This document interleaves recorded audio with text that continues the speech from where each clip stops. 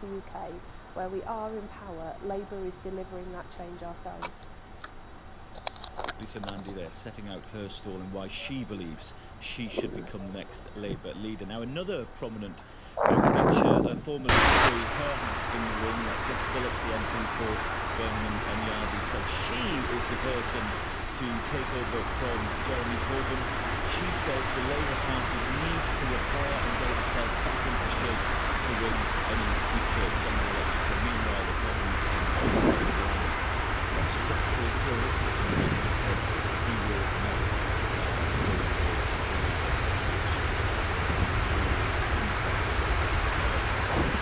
So whoever wins this will steer the Labour Party into the future months and years, and it is all about trying to repair from the general elections as well, trying to convince voters to once again. Thank you. Top story now, the world waiting to see how Tehran might respond as Iran's supreme leader vows severe revenge for the assassination of Qasem Soleimani, a killing that President Trump described as necessary to stop a war, not start one. From Washington, D.C., we're joined now by the Independent's diplomatic correspondent, Negar Mortazavi. Negar, thank you very much for taking the time to speak to us. And, you know, your writing in the last day or so is focused on what you're hearing coming out of Iran. Perhaps you can shed some light. Sure. So we saw the Iranian hardliners, like you said, the supreme leader, commanders of the IRGC, the Revolutionary Guard, more the core of the regime supporters, vowing revenge, calling it an act of terrorism. But what's interesting is that we see even reformists and moderates who are considered opposition within the political system to the core of the regime, to the hardliners, are considered critics of the IRGC, even see them basically rallying around the flag, and this has become a rallying cry against the United States, calling him a martyr, the Soleimani, and praising him, specifically focusing on his fight against ISIS, which is basically every Iranian's nightmare. So this kind of unified voice coming out of Tehran by hardliners, moderates, reformists, these opposing factions within the political structure is rare, and we see the killing of Qasem Soleimani basically create that. I mean, what does that mean for people inside Iran, those citizens that we've seen in the last short time protesting on the streets, who faced a brutal crackdown, a lot of people killed? If the politicians are unifying, and what does it mean for those people?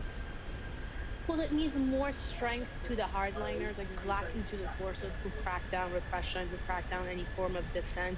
Now there's this bigger external enemy, this imminent threat from the outside. Iran is considering this an act of war. We see Iranian diplomats outside the country calling this an act of war and vowing a military form of response to this. And so that means a more securitized atmosphere inside Iran. It means a more militaristic approach. It means commanders of the IRGC are going to have the upper hand, are going to have to be calling the shots right now in the political sphere. And any kind of dissent and opposition and criticism is now going to be labeled as treason, is going to be cracked down and repressed even further than what we saw in the last one. So it's actually very bad news for anyone who's considered critic or an opposition inside the country. And I suppose as well, a more militaristic approach, obviously bad news for people outside of Iran as well. You know, people who are much more expert than me, reading their thoughts from the Middle East over the last 24 hours or so, who point out that, you know, people inside Iraq, Syria, Yemen, Lebanon have been at war anyway for the last 15 years or so, and whatever Tehran might do next is only going to make their situations worse because of groups that Iran is aligned with in those countries. Exactly. So Iran has these proxies basically spread across the region. The Iranians are not looking for any kind of like a classic full-on war engagement directly with the United States, but with their proxies specifically for this purpose spread around the region, they can basically make hell, not just for the U.S. and its allies, for everyone in the region. And it's just, you know, it defies the purpose that the Trump administration is talking about. They wanted to eliminate an imminent threat, as they're talking about, to make it safer or less dangerous. But in fact, they've basically put fuel to the fire in the region and made it even more volatile. We've seen U.S. embassy staff evacuating from Iraq. We've seen other embassies on alert. even the Europeans now fearing. So it's definitely not made the situation, an already volatile situation, any better. It's going to be worse. You joined us from Washington, and you mentioned the fact that the US said that they launched this attack and assassination due to an imminent threat. What is this discussion around that in the United States? Because voices coming out of the UN are questioning the legality of this on the basis of there being an imminent threat. What's the reaction been there? Well, we're hearing a lot of criticism from Democrats in the U.S. Congress. They seem to not yet be convinced from the briefings, from the statements from the administration, that there was this imminent threat. I've heard Representative Udall talk about how he hasn't been convinced that it was an imminent threat. The administration, it's basically on the administration to come and convince at least its own domestic opposition that there was an imminent threat behind what made this decision. And there's also concerning reports, at least as Democrats are saying, that the administration seems to have been coordinating, or at least making aware some of its allies in the region, like the Israelis, the Saudis, and the Emiratis, without informing members of Congress. House Speaker Nancy Pelosi, Senate Minority Leader Chuck Schumer, their officers are saying they weren't aware of this kind of attack, but it seems like some of Trump administration's allies in the region were aware. And the Europeans also seem to be in the same position as Congress, not really being tipped off on something like this beforehand, but only being made aware after it. So that's also concerning too here in Washington. Yeah, it seems like further questions to be answered. Negar, thank you very much indeed for taking the time to speak to us. Thank you for having me. You're watching Sky News. Stay with us. Next, we'll have an update of the sport with Rob, the latest from Cape Town, as England's cricketers look to level the series against South Africa.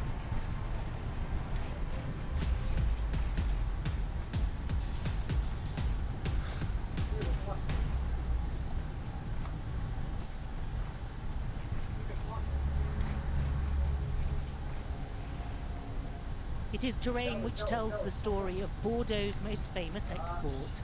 This year's harvest is over now, but grapes which grew in this region of France will have produced wine destined for a global market. Bottles will have been ferried to shops, homes, and a few placed in this rocket bound for the International Space Station.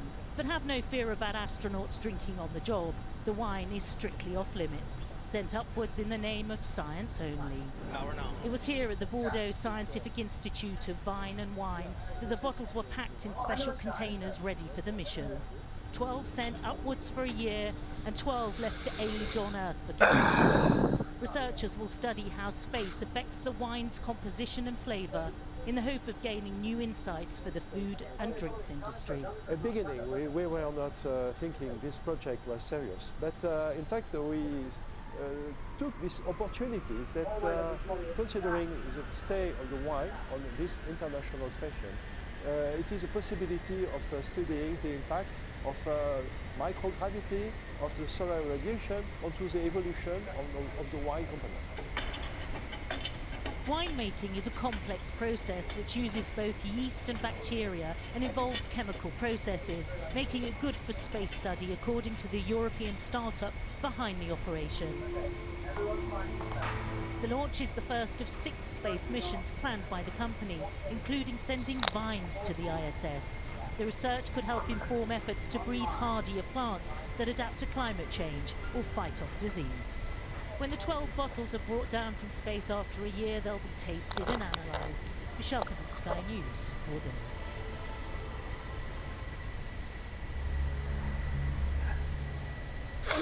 Time now to get today's sports news. Here's Rob. This sports bulletin is brought to you by Vitality, committed to getting 100 million people 20% more active by 2025. Looking ahead then to next year. Yes. What's the focus? What's the next fight? The next fight is maybe going to be Usyk, who's Ukrainian boxer, moved up to heavyweight, or Kubrat. I think he's Bulgarian, talented fighter as well. And that's because I have to defend my titles.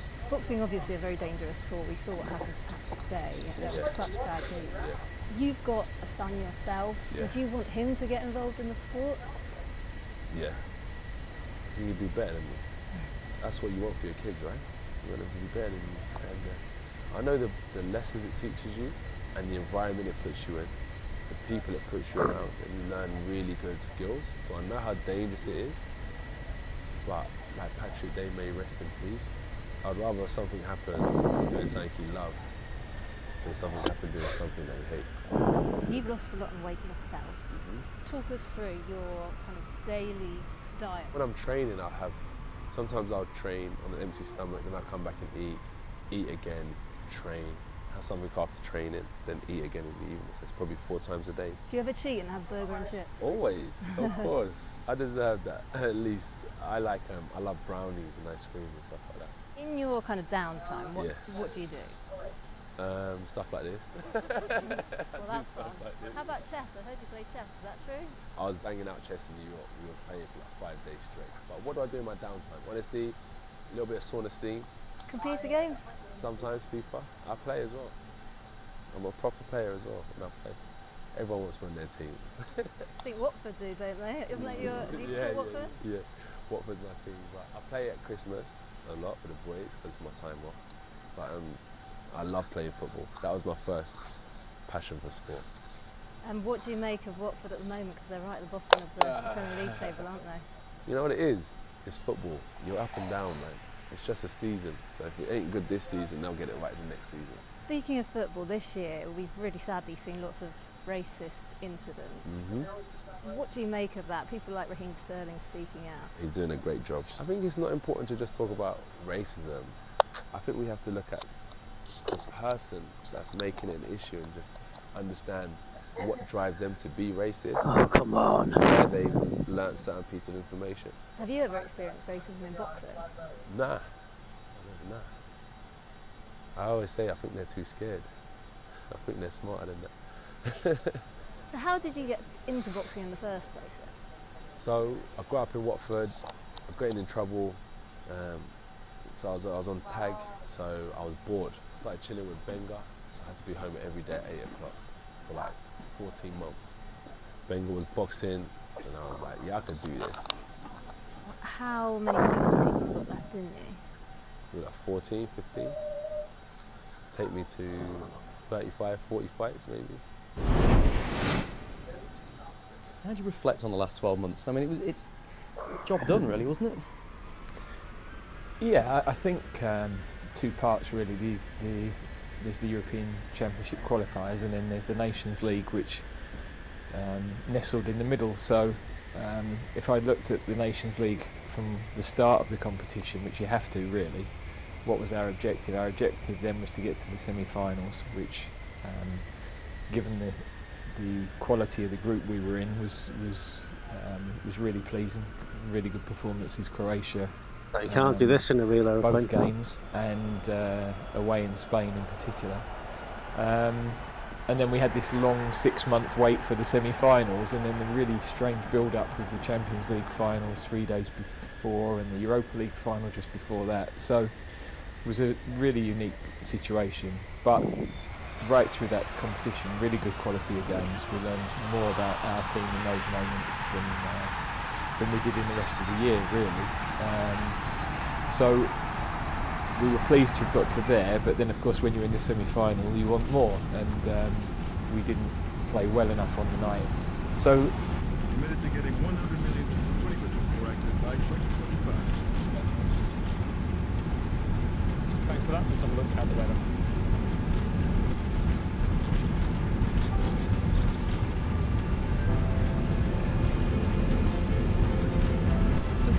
Sponsored by Qatar Airways.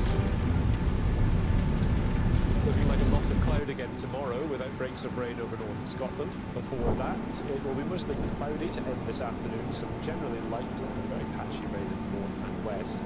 Northern and western parts staying fairly cloudy tonight, with a bit of rain in places and some heavier outbreaks in the far north. You don't get 3 greens with this plane, you get 5. But any lengthy clear spells will bring the chance of frost. Southern and eastern parts are most at risk of that. Looking at Sunday morning, cloudy for most, with fog on the hills and some fairly persistent On stage it flaps away. Just a few drizzly outbreaks elsewhere, mainly over the western hills. Areas to the northeast of the high ground look like having the best chance of some brighter sunny spells. It will be milder than it's been today, but very windy in the north and northwest. Little change throughout tomorrow afternoon, most places cloudy. staying dry into the evening. The weather, sponsored by Qatar Airways. Stay with us. Coming up next, the threat to the climate in the UK might be closer to home than you think, too. Last stage of laps away.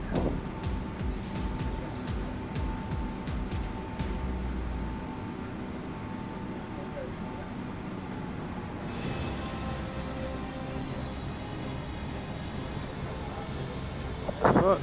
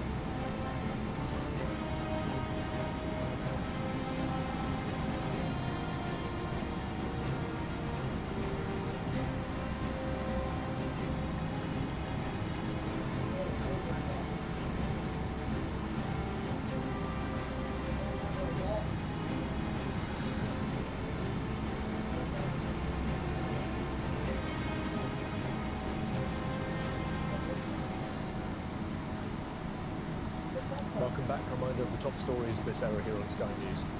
The first funeral is taking place in Baghdad for the Iranian military commander killed in a US drone strike as Tehran promises severe revenge for the killing. At least 23 people are now known to have died as bushfires continue to burn out of control across southeast Australia.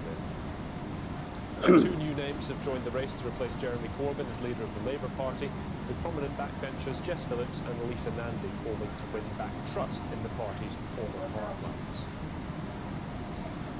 Let's talk more about the US drone strike that killed Iran's top military general. Here in the UK, the Foreign Office have warned against all but essential travel to Iran. Richard Ratcliffe's wife, Nazanin Zaghari Ratcliffe, has been detained in Iran for more than 3 years. He spoke earlier to my colleague Gamal Fanboulet. Firstly, your heart must have sank at news of this attack. Yeah, absolutely, that's exactly right.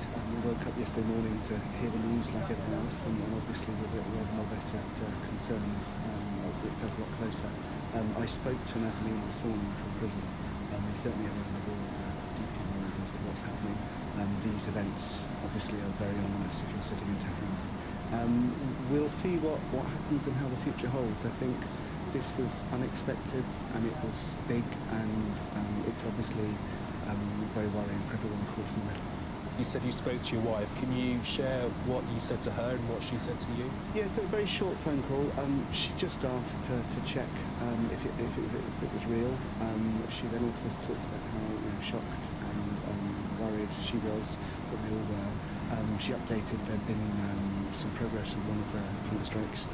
So Farida Al-Khafur is the French lady. Why is it turning? Into the ward with them. No progress on the Australian-British girl Kylie. She still kept herself true. But yeah, I think this wider context, obviously much bigger than the story. And we look to the British government, Boris Johnson to Mark number 300. We've often heard this sentiment that your wife is very much a pawn in a game. I mean, what does this developing situation in the Middle East, what could it mean for your wife and other people who are in a similar situation? Why is it So we turning? were in touch with all of the American families, particularly yesterday, because obviously it's very ominous for them, since they're directly caught in the middle. And in all honesty, I don't know what difference it makes. It certainly is a setback for any potential for rapprochement. We are a bargaining chip. Those considerations and calculations change hugely. And of course, Nazneen is held by the Revolutionary Guard. Almost all of the foreigners who are held hostage are being held by the Revolutionary Guard anyway. They're not good guys, but they're now angry and not good guys. Yeah, has this changed your priorities in any way from what your main objective was? Obviously, your main objective is to bring your wife home, but the next step before this attack, has that changed since? I mean, to keep her safe is obviously the very top priority, and the risks to her go up. I mean, obviously, I think I'd be surprised if there was an immediate retribution against Nazneen and British prisoners, since we weren't directly involved, but things could spiral. And then I think probably it's a different consideration, although it's the same point, to make clear that Nazneen and the others aren't forgotten in the sort of the big boys politics that kicks off, and that also. Just that we still are trying to meet with the Prime Minister and still are trying to make it clear that he needs to keep hostages front and centre. Yeah, we're still trying to meet the Prime Minister. The Foreign Secretary has called for de-escalation. He was very careful yesterday not to commend or criticise this attack that is taking place. Your view on the British stance so far? Yeah, I think that's right. It's difficult. I think it's very important that the UK calm heads and encourages calm heads to prevail. And I think we will be looking to meet with the Foreign Office to find out on earth what they're planning on doing. I suspect this came as a surprise to them. I suspect this was an escalation in the past week, both the storm of the American Embassy and now this missile attack that has taken things far further than expected. And there is a kind of gosh, where are we in a sense. Yeah. When do you think you'll next be able to speak to your wife? So I spoke to her this morning, and hopefully again in a couple of days. So far, phone calls seem to come out. Yeah, and your daughter Gabriella is now mercifully home with you. When was the last time she spoke to her? So she didn't get up for this morning's phone call, so it would have been on Wednesday. That's the last time she spoke. I think it's lovely to have her back. I'm glad that she's back now, given the dangers that have escalated. And yes, it's definitely tough for Nazneen that she's far in danger from being pain. How difficult a predicament does this now place your wife and others in the situation? Look, the honest answer is it's hard to say what difference it will make and how it will escalate. We, before Christmas, have had Nazneen's parole rejected again, so we weren't in a very good place before. We were planning on asking the government to be a lot tougher than what it did. That remains still the right thing to do, but absolutely the wrong time and trying to do it. What will happen next, I think, is anyone's guess. I think things are moving pretty fast. They are indeed. Okay, Richard Radcliffe, husband of Nazneen Zaghari Radcliffe, who's been detained in Iran for more than 3 years. Really good to talk to you this afternoon. Thanks for your time. To turn to the bushfires now, which are devastating parts of Australia. Amid the many tragedies in this crisis, there have also been examples, of course, of heroism. Sky's Jonathan Samuels has visited the community of Conjola Park, where he met one man who risked his own life to try to save his own home and those of his neighbours. These were beautiful homes nestled in the trees of a desirable Surrey community.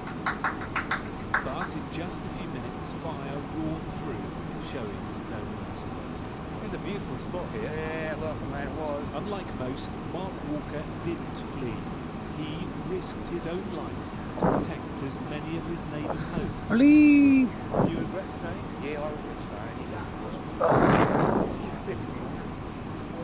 It's just overwhelmed everyone what's happening. Just in disbelief, you know, because I live. And, you know, everybody says to me, you're a hero, you saved their house, you did this. I don't feel bad, I did something really, really stupid. I stayed.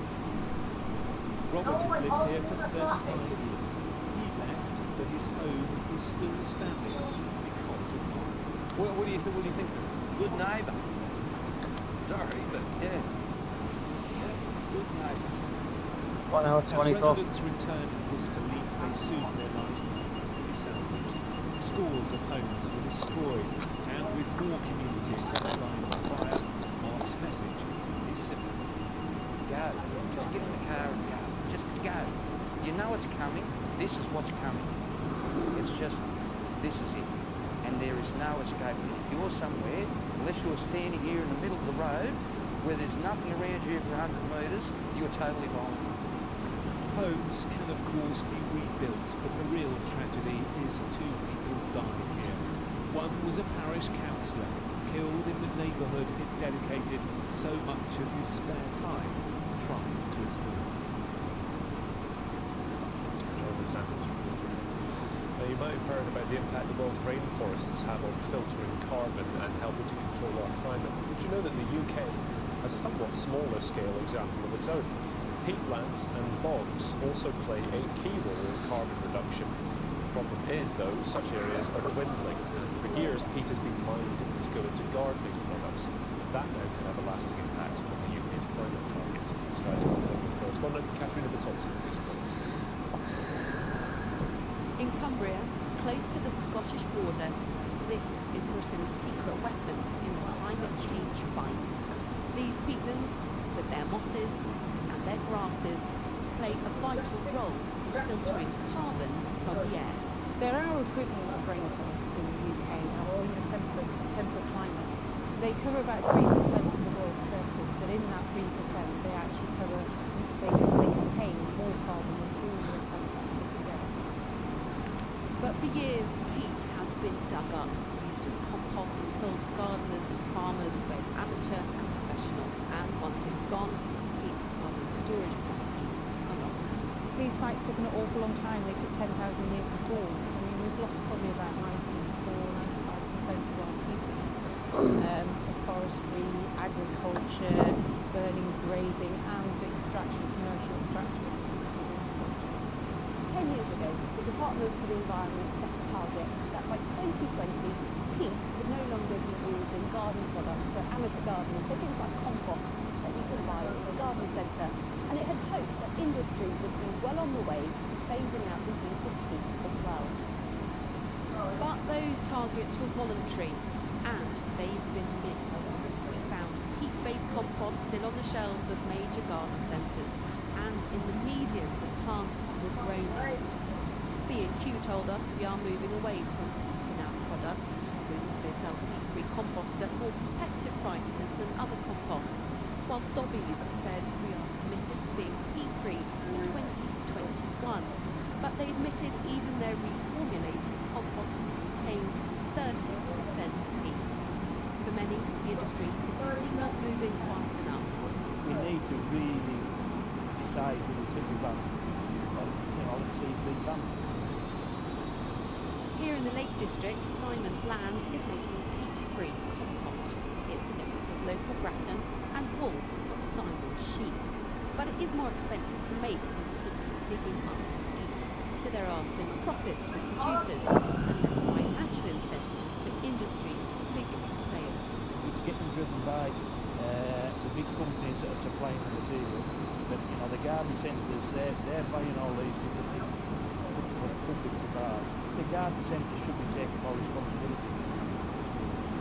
The Department for the Environment told us that amateur gardeners should play their part by switching to peat-free alternatives, but environmentalists believe it's up to the government to put more pressure on suppliers to ensure that peat doesn't get put in a bag, but stays in a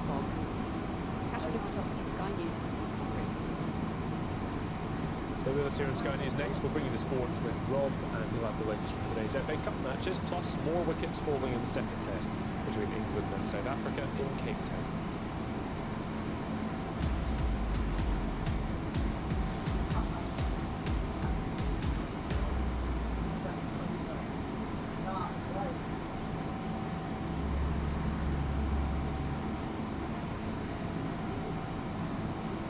Start with the latest showbiz news, a warning some flash photography is coming up.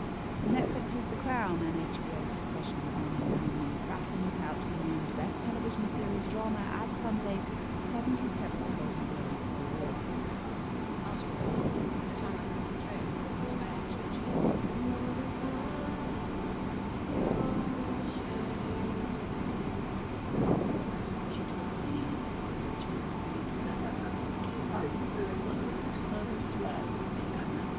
Big Little Lies, Killing Eve and The Morning Show are also in the category, with Amazon's The Marvelous Mrs. Maisel and Fleabag among the shows competing for Best Series Musical or Comedy.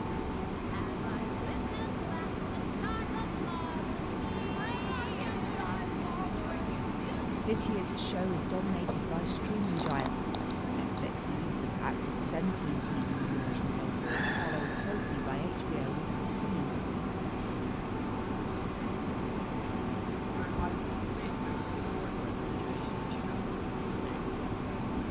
In the limited series category, Chernobyl, HBO's harrowing drama about the 1986 Soviet nuclear power plant disaster, faces off against George Clooney's Catch-22.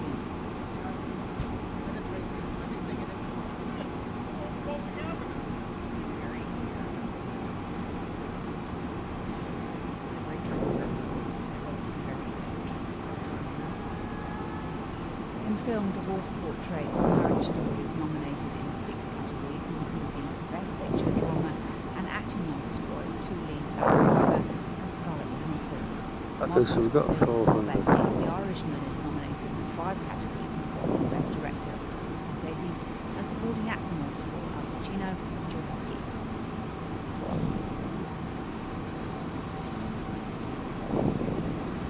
Quentin Tarantino's 1960s Los Angeles fable Once Upon a Time in Hollywood was nominated 4 times for Best Film, Comedy or Musical, Best Acting Nods for Brad Pitt and Leonardo DiCaprio, and Best Director for Tarantino.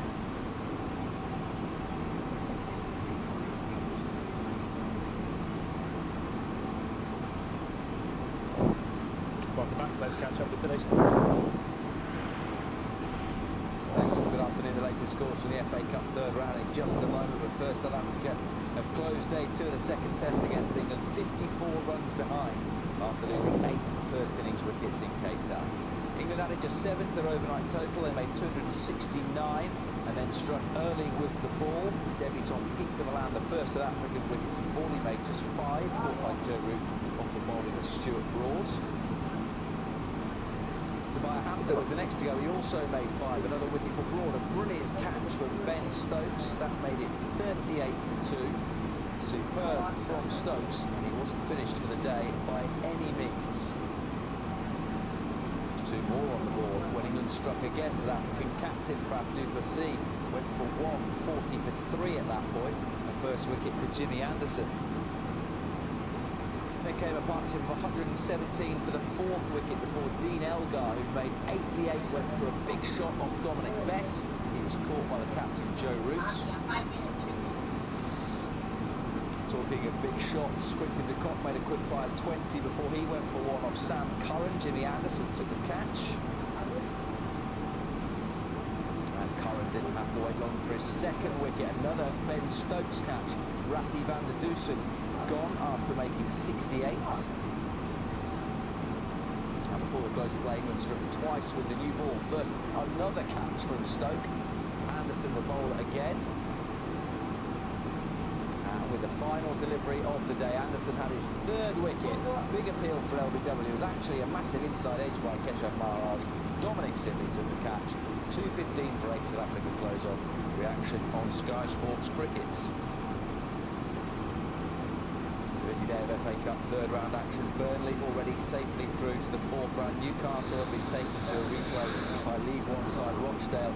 And half-time in many of the 3-1 kickoffs. Life going very well for Watford under Nigel Pearson.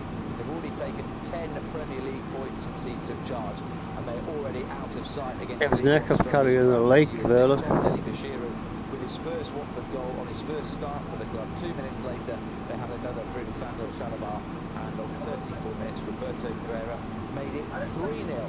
3-0 there, also 3-0 at Deepdale. This looked like a potential update, you would think, with Norwich struggling at the bottom of the Premier League table at the moment, but they're we're all set up. half-time. All set up on autopilot. 2 goals, his first 2 goals for Norwich. For teenager Adam Ida. We're doing 270 at 400 knots, 9,100 feet. I'm heading for Cyprus, and I just can't be asked to go all the way to Cyprus, so there you are. I think I've cracked the autopilot. Just change it to whatever direction or height you want to go. With a 4-2 victory over Peterborough. That's also the 12:31 kickoff, so important. We need to